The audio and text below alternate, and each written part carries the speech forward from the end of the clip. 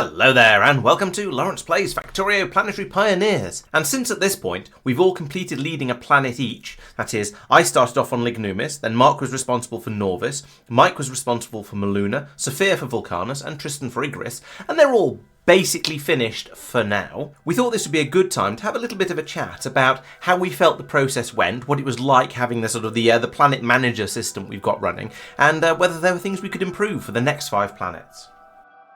I'm going to start off by having a look at preparing for a planet. So we have a basic plan that when we're ready to go off to a new planet, we'll send the planet lead off there first, or at least tell them to start thinking about it. And they can have a bit of a look at the research trees and try and get an idea of what's required. So in the first case, for me on Lignumis, I was responsible for getting this planet up and running, and so I had a look at the resources that we have over here. I saw that we would need wood for it in large quantities, but we could grow that using the agricultural towers. The planet also had stone and peat and gold as other resources on it, and water as well, but that's just easy to pump out of the lakes. And so I decided that first off we'd start off by collecting those, and then we'd need to make lumber to allow us to make wooden science packs, which is just gears and bricks, so that's fairly easy, and so on and so on, so getting a bit of an idea of what the planet was going to require before we went out there. Mark has observed that it's quite a lot of work to do this research up front and do all of the planning, and Sophia has noted that in a way that's kind of spoilery, because you have a bit more of too much of an idea of what's going to be happening on the planet before it comes out and surprises you. Now there is at least one planet which has all of these question mark researches, and that's Rubia. So when we go out there, things are going to be a bit more mysterious, and we're going to be flying a little bit more by the seat of our pants, as it were. But for most of the planets, we're at least able to put in a little bit of thought initially. So I was able to have a look at the tech tree here, get some ideas. Mark had a pretty good idea of what was going on already because he was working on Norvis. Tristan even planned it to the extent of saying how many belts of stone he wanted to be coming out, because he reckoned he had a good idea of the ratios that were going to be required to make the science packs at the rate we wanted them to be made at. But of course, even with all this preparation up front, it's still quite easy to miss out on things. Like, for example, Mike says he didn't notice just how much of an effort producing the wood out on Mul-two-na was going to be, and how much it was going to delay things, and how many spanners it was going to throw into the works. So even when you've got a good idea of what's going to be coming up, there's still going to be quite a lot of things you're surprised by when we get going. Sophia said that because Space Age is new to him, he went into Vulcanus quite deliberately without too much preparation, because he didn't really want to have spoilers. And I think that worked quite well from a content production point of view, because his genuine surprise when he saw the demolishers and worked out that he was going to have to go out and deal with them somehow was quite entertaining and very interesting to see. So there's definitely a positive side to the approach of going in a bit more blindly and then deciding what you're going to need once you get there. Going back to Lignumis again, because it's the one I'm familiar with, I have to admit I did feel a little bit dropped in it when we started this, partly because I hadn't really done as much preparation as maybe I should have done. And so whilst I had a rough idea of what was going to be required, I was very much making it up as we went along. So as soon as we landed, I decided I wanted to send one person off to make each of the resources. That seemed like a good starting point. And then just scrabbling to try and stay up ahead of what everyone else was trying to do. I think if I did it again, then I'd try to do a little bit better at keeping track of what was going on, and maybe have a bit more of an idea of what was going to be needed. Because there were quite a few times when people were asking me for things to do, and I was panicking and scrabbling a little bit because I wasn't sure what needed to be done next, and I hadn't really looked far enough ahead. So I think next time I lead a planet, which is probably going to be fairly soon, especially if we stick with the same order as we did before, I'm going to try to do a little bit more research and try and be a bit more organised, maybe even make a list of things that need to be done, and ask people to go off and do those, and try and keep things a little bit more organised. And of course, try and keep the stream interesting while I'm doing that as well. So that's going to be a challenge. Mike has said that he felt that the approach on Lignumis did get going quite nicely, in that I was able to give people the different tasks to do. So I think, as far as I remember, I think Tristan was doing gold and Mark was doing wood, or possibly vice versa. We had Sophia working on stone and Mike on peat, or again possibly, no, I think that was that way around, and then me running around like a headless chicken trying to make sure that everything was coming together nicely. And then since then, of course, we've done a few improvements and tweaked things here and there as we've gone on beyond that. This leads on very nicely to the next topic, which is how well we felt that task management went. So the making sure everyone always had things to do, making sure all the tasks that needed to be done were getting done, and the things were just running fairly smoothly on the planets. Once again, I found this to be the hard part. It was making sure that I always had things for other people to do, and I don't think I did all that well at it, because there was a lot of headless chicken moments of trying to remember what needed to be done next and work out what needed to be done next. One of the things I did learn, and I think this has been echoed by the others as well, particularly by Mark when talking about Norvis, is that the planet lead probably won't be working on any of the big exciting builds. So I think initially maybe I went in and made wood science or something like that, and in hindsight I shouldn't have been doing that. I should have been giving that off, passing that off to somebody else, because it's one of the bigger things that needed to be done, in order to give me a bit more brain space to make sure I was managing everyone else correctly and had a good idea of what needed to be done. And I think this could work quite well with the streaming, because sometimes I do find that I spend quite a lot of time during streams looking around at what other people are doing as much as I do building things myself. Sometimes that's because somebody in chat has asked a question, sometimes it's because one of the other guys is talking about something and it sounds interesting and I want to go and have a look at it and see what's been happening. So I think trying to pull back from trying to do the big things myself and be a bit better at delegating, should we say, and asking other people to go off and do those things would work quite a lot better. Tristan noticed that Igris had almost the opposite problem, in that it was a very, very linear planet. So you can see here that Igris goes from Igris, it goes then to conductive bricks and magical fluid, magic tesseracts, mineral science, and then there's quite a few other things. And then over here we've got Cermit, and then going into Cermit from sulfuric acid. And so these things they're fairly linear. There's not a wide tech tree. And so there was a lot of times when Tristan ended up having to ask people to blind build things, because he knew we were going to need purple science, but he didn't know exactly how we were going to make it at that point, or at least we didn't have the unlocks for saying how we were going to make it. And the same with the science packs. We knew we were going to need magic fluid, and we're going to be turning that into crystals and tesseracts and so on, but we didn't know exactly how. So there were quite a lot of bits where he'd say, well, we're going to need this at some point, but you might not be able to program up the machines, or in some cases we're going to need a load of copper, so please put down some machines to make that. Now that's less bad, because we did have those machines and we did have the big drills, so we could start getting those resources in. Or in some cases we're going to need an enormous quantity of drills, yes, but we're also going to need to bring in all the modules for them, and we didn't have enough of these things. So I was blind building and saying, well, we're going to need about this many drills in order to get 6 solid belts coming out at the end, and so I was putting down ghosts and then just waiting for them to all be brought over from Vulcanus. So there was a little bit of sort of making things up as we went along here. I don't think that entirely matters, but it can be a little bit awkward and fiddly trying to make a build when you don't have a recipe unlocked yet. So that would be, ideally we'd want to avoid that. However, because of the way that technologies unlock on Igris, that wasn't really feasible, and we had to kind of work through things in the order that the game was giving them to us. It's possible that this mod would have worked better as a single player mod, whereas some of the other ones that are a bit broader would work better as multiplayer ones. And whilst we could send a single person off to a planet, there's a couple of big problems with that. Firstly, we're not going to know which ones are going to be the narrow single player-ish ones until we got there and it's a bit too late. And secondly, it's not going to be as much fun, because the whole thing we've been saying in some of these other retrospective videos during the series is that it's a lot more interesting when we're all in the same place, working on the same planet, and having colliding ideas and working together, working against each other, whichever way around it ends up being. It's a lot more fun when we're doing it together. So I think we're going to carry on going out to planets together. And if we run into issues where there's only sort of 1 or 2 things to be worked on, then I'm sure we're still going to be able to find other projects on other planets. So people could glance away for a little while they get something done somewhere else, until it's time to delve back into the main planet again.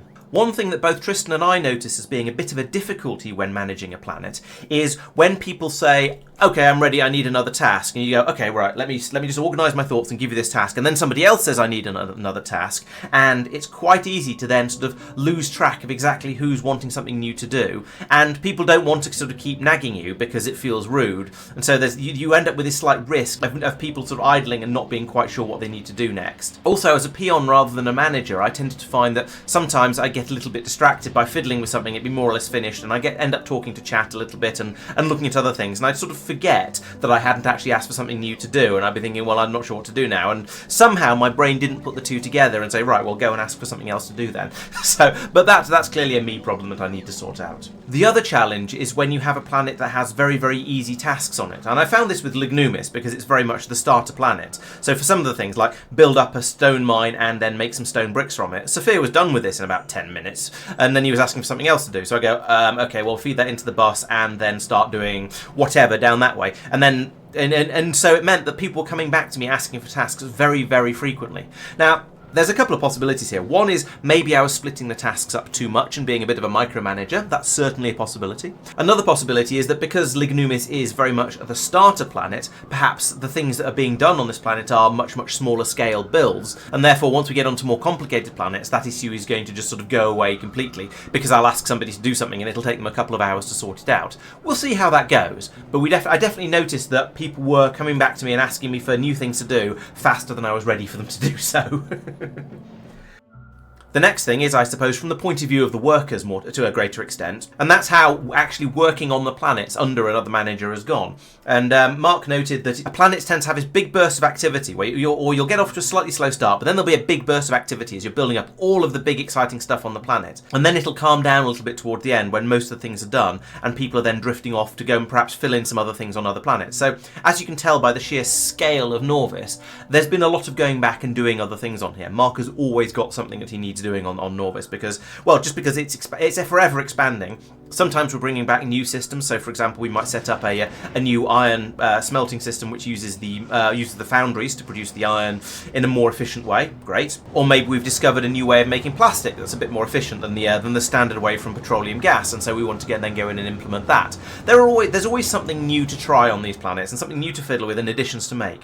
And one thing we've decided that we're going to keep as a very hard rule is after a planet is finished, we're going to give it a bit of time to build up some of the machines on that planet. So, for example, in the case of Igris, we are making a number of these science enrichment machines, and we're putting them into a box, and they're being taken away to a rocket. And so far, we haven't even got a full rocket of them yet. We've made 96 of them so far, which isn't a huge number, and so we're not really ready to be shipping those off to other planets yet. Although, to be honest, 100 of these enrichment machines is going to go quite a long way. But more seriously, when we finished Vulcanus, we then got really, really excited and went, wow, I want to have foundries on every other planet. Norvis needs them because we're using huge amounts of metal. Lignumis needs them for making gold, and so on and so on. We started wanting to ship massive numbers of them out.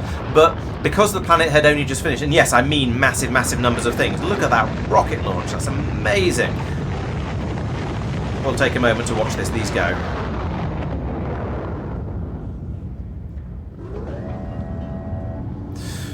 Right, so as you can see, we are getting through a lot of stuff from Vulcanus. Massive banks of rocket launchers. We're probably going to get another salvo of those going up in a moment as well.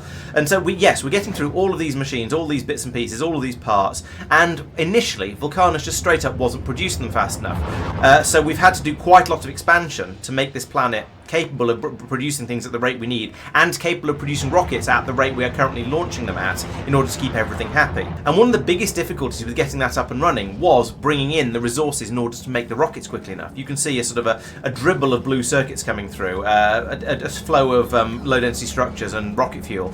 And so, yeah, we need to make sure that this planet is capable of having a big enough buffer that when a ship turns up asking for 1 million things, they can all be launched in decently quickly.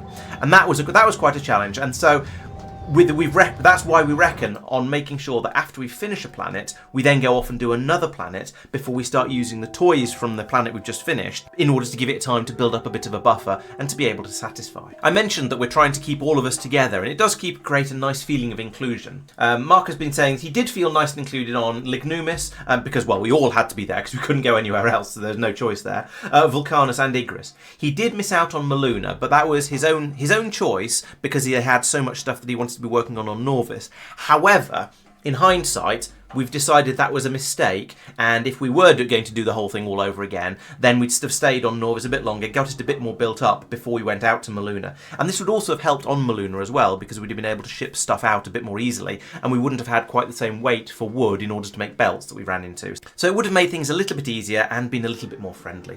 Sophia has noted that the requirements on Vulcanus kind of blossomed as we were playing, and this is more because as we carried on playing, we realised that we were going to need things in larger and larger and larger quantities.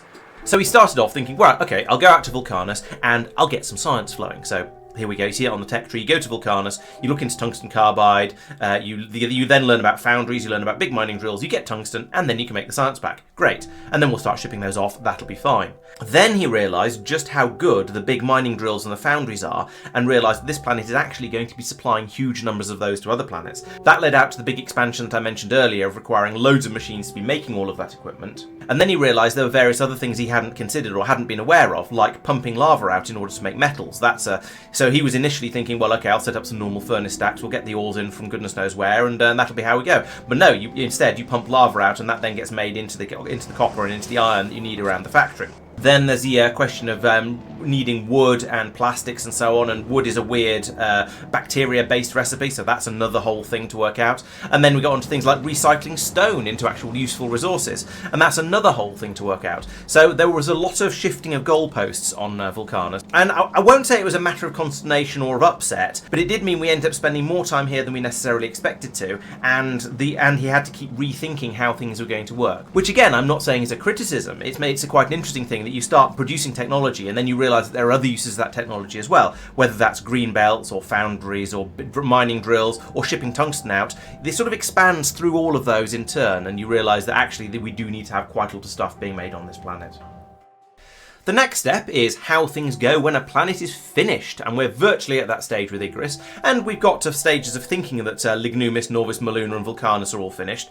We keep learning that they're not actually finished, but they've just merely reached a plateau, shall we say. And as Mark points out, once you've finished, in inverted commas, your planet, it's nice to then have a little bit of a list of low priority upgrades that you would like to do there. So in his case, for example, Norvis has been seeing lots and lots of upgrades. I talked about the foundries earlier. We get improvements every so often to the science system as we bring in new science packs. We get gradual expansion of the city blocks and more things being put out there, whether that's more mines or more nuclear power plants or just producing more and more of whatever resources we need. On Lignumis, we've moved over to producing rockets properly, making plastic and so on, producing the steam science here in bulk once we realise we were going to need that, and the next thing is going to be producing the blue circuits in much larger numbers than we currently are. So there's always something that a planet needs. Another rule we've made is that the planet lead should try not to just dip into their planet and go in and fix something, because that's a bit less interesting, because it means other people aren't involved, and also it means other people don't necessarily realise what's been happening. So if I go and fix something on Lignumis, okay, that's a bit different because I'm streaming and therefore talking about everything I'm doing.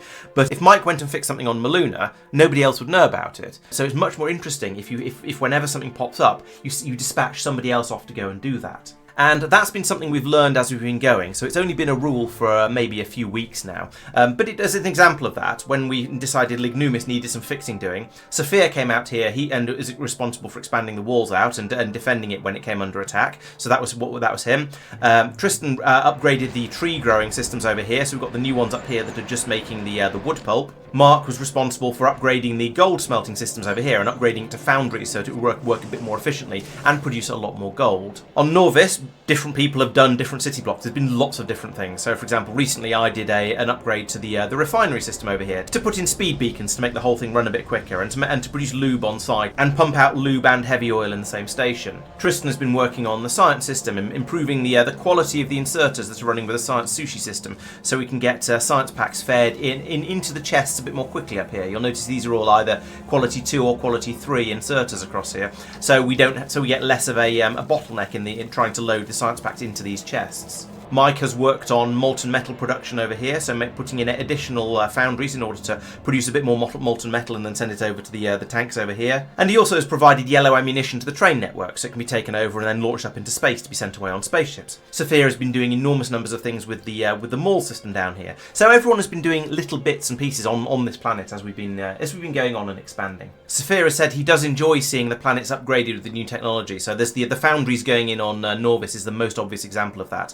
and then bringing in the Igrian science enhancement machines and using them for some of the more difficult science packs on Norvis, like the purple and the yellow ones, because they're quite expensive and require quite a lot of resources to go in. So if we can give them a massive productivity bonus, that'll be really useful. We may even start using them on some of the other planets as well, but at the moment the other science packs are cheap enough that, well, I won't say it doesn't feel worth it, but I'll say there are definitely higher priorities. He did also say he disliked me fiddling constantly with Lignumis and trying to just sort of improve things a little bit in a sort of a piecemeal way, and thinks we should just have a stream where maybe all of us, or maybe only some of us, go out there and just sort of do it properly. So massive expansion, probably down to here to get all these peat patches down here in the bottom, and then do an enormous blue circuit production area, and just basically do this planet again, not necessarily from scratch, but with massive improvements being made to it.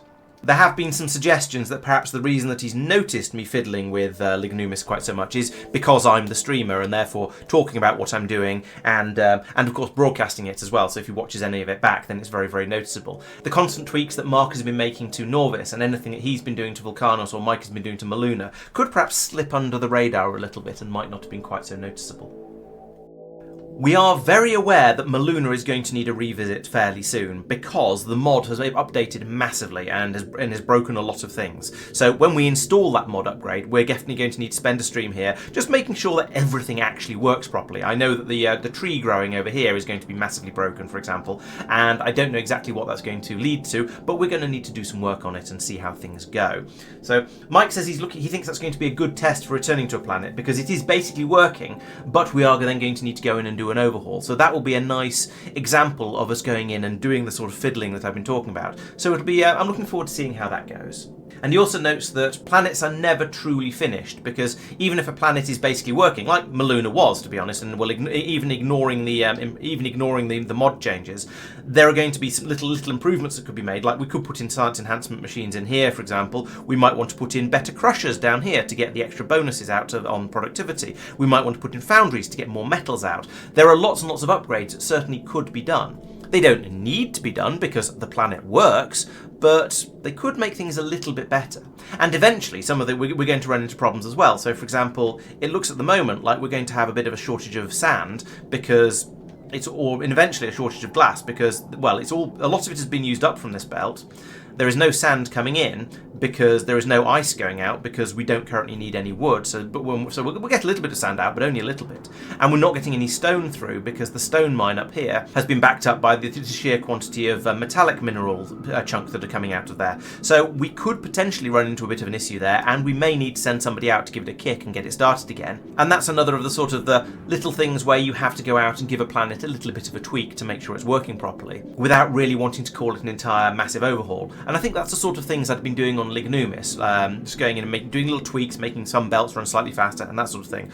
Although I have to admit, Lignumis, because of the sort of the shifting goalposts, wasn't working quite as smoothly as Mul-two-na was. Mike's suggestion to fix this is slightly different from what Mark was saying. So Mark was noting that as a planet starts to get sort of finished, you don't need quite as many people working on it, and therefore you can have other people be free to go off and make the little tweaks around the rest of the system. Mike is thinking that perhaps between planets we should have a bug bash stream or two where we go around and sort of try and bring all the planets back up to whatever the current state is, make sure we sort out any problems, and then once those are all fixed, then we can go on to the next planet. I can certainly see the advantages of both of them. One of the problems I suffer with these sort of games, and you might have noticed this in my single-player Space Age run, is that I get distracted by the new and shiny. So now that we've got Igris basically up and running, I'm very, very keen to go off to wherever the next planet is, maybe Cubium or Rubia or Corundum, and get that one up and running as well, because it's fun and exciting and new and interesting and different. But then we've got all of those new toys from Vulcanus and Igris to an extent, and from Mul-two-na, and then Lignumis could be made into a fantastic supply of blue circuits. So there are all these things where we could go back to a previous planet and fix it up, but it's still very worth doing and interesting, but it's not quite the same excitement of going off to a new planet and finding new stuff to play with. And so, final thoughts. Well, Mike has noted that there's a little bit of fine-tuning perhaps needed for our basic system. So, on Mul-two-na, 2 people never actually went there, so they missed out on it completely. Now, we've talked about that before, and we've changed how we're doing things, so I think that is now a solved problem. So we don't need to worry about that, apart from in the form of making sure we don't do it again, should we say. Mike also felt that he missed out on a fair chunk of Vulcanus, but to be fair, that was his fault due to missing a stream, so, you know, you can't have everything. But we are certainly, with the new system, we are trying a lot harder, and we seem to be doing better at keeping us together, making sure people don't miss out on the fun. He's noted that on Igris he's had a few moments of not having anything to do, but that's after having done quite a lot while we've been keeping very, very busy and getting things done, and it's just a sort of a, what else needs to be done, things seem to be basically working, and I think we're nearly there sort of type problems, rather than him just having been sitting there for the last few streams twiddling his proverbials. Another interesting thing about approaching the game with different managers is we've all got slightly different build styles. So I'm very much a buffs and no bots type builder. So all of my things are being produced over here. We've got the resources coming onto a bus. They're running along it. They're being processed. They're being put onto the bus. All of the machines along here are taking in resources from the bus in order to make the machines they need. New things get passed onto the bus as they're made and taken along to where they're required. I'm very much a main bus type of player. Norvis did start off with a bus, although I think there was a bit more botting than I would normally personally have done. But now we've moved over to a city block design, which is fantastic because I've never done a city block before. I've always sort of meant to, but then never got round to putting in the actual organisation and effort that is required. So with a city block, you sort of treat your trains as bots, bringing out enormous quantities of whatever resources are required. So here we're bringing in petroleum gas and coal, dust, and then turning that into plastic and sulphur, which is then fed off to another 2 stations. So inside a block, it's all going to be belts, but between blocks, it's going to be trains. However, the exception to that is our mall area down here, which is entirely bot-based. So we have trains bringing in resources that are dumped into purple chests and then stored in the banks and banks of yellow chests. The mall machines request what they need. They'll build stuff and then that'll be made available to be taken to external systems for the construction bots or carried around inside the mall by bot. And again, that's very, very different to the way I tend to play. Mul-two-na is sort of similar in that there's a kind of bus system. It had to go around some corners because of where the cliffs were, but it's sort of bus-based. But Mike has put in a bot-based mall over on the side here to build all the machinery. If I've been designing this, I'd have used belts. Mike's designed it, so he's used bots. That's fine. And a bot mall does make a certain amount of sense, I have to admit. So yeah, it's a slightly different way of approaching things. Sophia is approached with what I think is best called organised chaos, although I don't know whether he'd agree on the organised part of that. We've also gone very, very spaghetti on this planet, and that's partly been due to some weird layout of ore patches and the way the factory is organically grown, but also because Sophia has been kind of encouraging us to build in a very, very spaghetti-like way. And so there's lots and lots of different things that are all crammed in together. There's massive amounts of resources being pushed together, and then he's also gone for a bot-based mall system over here, but with the ingredients being brought in from a bit further away by bot. So, for example, there are gears being produced over here which could then be flown over to make into things. There are resources. There's probably tungsten being put into chests somewhere. I don't even know where, which is part of the reason that I don't like spaghetti bot-based factories, because I can never find anything. But there are going to be gears being produced somewhere. There's going to be tungsten produced somewhere and then put into a red chest and brought over to the bot malls down here. And again, it works and it's different and it is quite fun just leaning on the sort of inner spaghetti and making absolute tangles all over the place. I've quite enjoyed doing that, even if it does mean it's a bit chaotic. Although it has to be said that part of the reason for the chaos here, I think, has been because we didn't have cliff explosives when we first landed, and due to the random seed we're playing with, we've ended up in a very cliffy area of Vulcanus, which has made things a little bit more challenging, and that kind of informed a lot of our earlier builds until we did discover cliff explosives, and then we're able to just blow everything out of the way and start making massive banks of machinery like these ones up here. We've also been trying to dodge some of the patches, and also we have to dodge all the lava patches as well, and again we're in a very, very lava-y area of Vulcanus as well, so it's that's made it a little bit challenging. Tristan's build style is relatively similar to mine in that we have a main bus running along the middle, but he's also gone a little bit more bots heavy on some of the intermediate construction stages. So for example here, we're making the science enhancement machines entirely from bots. They're bringing over the resources from wherever they're made. So we've got blue circuits coming in from up here somewhere. We've got the advanced tesseracts coming in from up here, I think. So yeah, there's a bit of, things are a little bit more spread out, which makes for a little bit more complexity in the way, but the bots deal with that quite nicely. So again, as I say, a slightly different style of building. Sphere has noted that it's going to be very, very interesting to see us all leading additional planets and see how we do things differently now that we've learned our lessons from our first attempts. And I think my basic approach to the planet would still be more or less the same. However, I think I've learned a bit more and probably got a bit better at my approach to managing the planet. So whilst if I did Lignumis again, I would still stick with the same sort of bus-based design, I would hopefully come up with a better way of managing all my colleagues and telling them what I would like them to do and where and when, and just keeping things running a little bit more smoothly. I do also have a bit more knowledge at this point about all the resources that are going to be needed, so maybe we would have had a bigger blue circuit production facility from the start. Although back then we didn't even know what blue circuits were, so actually I probably wouldn't. But I might have designed with that in mind. Who knows? Sophia also points out that we haven't really considered how we're going to do the interplanetary logistics, because we're going to need a lot of things being brought from one planet to another. There's going to be, of course, the science packs coming from every planet and being brought back to Norvis. There's going to need to be ships doing that.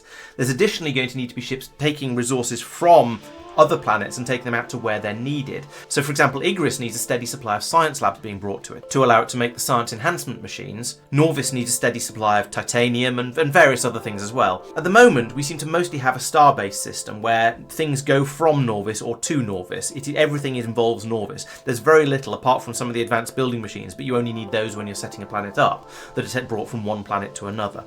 I imagine that's probably going to change later when we're going to find out that we need something. Maybe we need tungsten from Vulcanus on Cubium to make the unobtainiums on there, or something like that. Who knows? But we may find something like that where we need to have a ship doing another route. And at that point, we have to decide, well, do we have a separate ship for every A-B route? So we have one from Norvis to Vulcanus, one from Norvis to Igris, one from Vulcanus to Cubium, one from Cubium to Norvis, and so on. So that'd be an enormous fleet of all going from A to B. Or do we have a ship that is responsible for taking taking all the things that Cubium needs, and whether it picks them up from Norvis and Vulcanus and Igris and anywhere else and takes them all to Cubium, and then takes stuff from Cubium to anywhere that needs things from Cubium? Or do we have one ship that just travels around the entire solar system, picking up things like tungsten and drills and foundries and science enhancement machines and so on, and then just flies around and will drop those off on any planet that needs them? Again, these are all possibilities, and we haven't decided exactly what route we're going to take yet. So there's certainly a lot of options that we need to consider.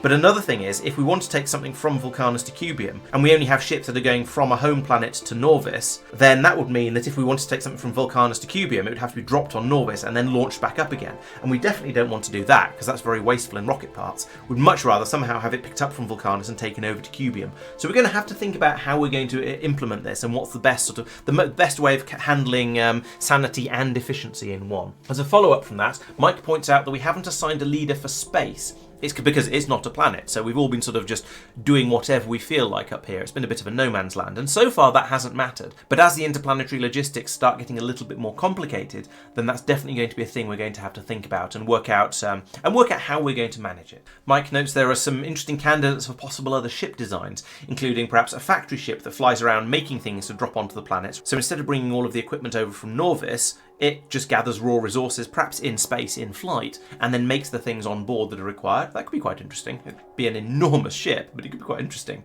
Alternatively, you could have a mining ship that flies around collecting asteroids for their resources and then dropping them onto other planets. And I did do something a little bit like this in my Space Age run, and I think Tristan did more so. So these are certainly possibilities, because Igris, for example, doesn't have any iron on the planet's surface, so it'd be useful to be able to ship that in that way. And there'll be a few other resources we'll be able to gather later from space that could be very, very useful. And finally, he thinks it'd be fun to try making ships that are fun sizes or shapes. And I think these are intended as entertaining challenges, so little things like making the smallest possible ship that can make it from Norvis to Igris, for example, or making an absolute behemoth that does all kinds of stuff as in flight.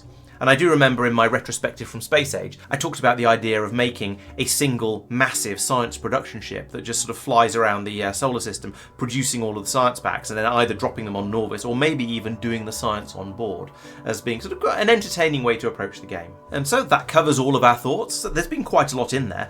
And what do you think? What do you think of the manager and worker style that we've been having on the planets? Have you found different people seem to be particularly good or particularly bad at managing planets? And perhaps maybe I shouldn't ask questions like that in case I don't like the answer. Do you think it's a good system? Is there anything else you think we should be doing differently? Let me know in the comments. It'd be good to hear from you. And we'll be back on Monday to carry on with the stream. Maybe we'll be on a new planet by then, or maybe we'll be just trying to go out and do some bug fixing and get everything up and running nicely. Who knows? We'll find out when we get there. I'll also be back for another Foundry stream on Wednesday, where I should be making more giant robots, no doubt, and assembly lines for them, and digging for new exciting resources and vein mining and stuff like that. And there'll be videos every Thursday and Friday on the channel as usual, to give you something entertaining to watch. So please make sure you're subscribed to the YouTube channel so you don't miss out on anything. Follow me on Twitch if you like to watch the streams over there. And thank you very much for watching. I'll see you next time.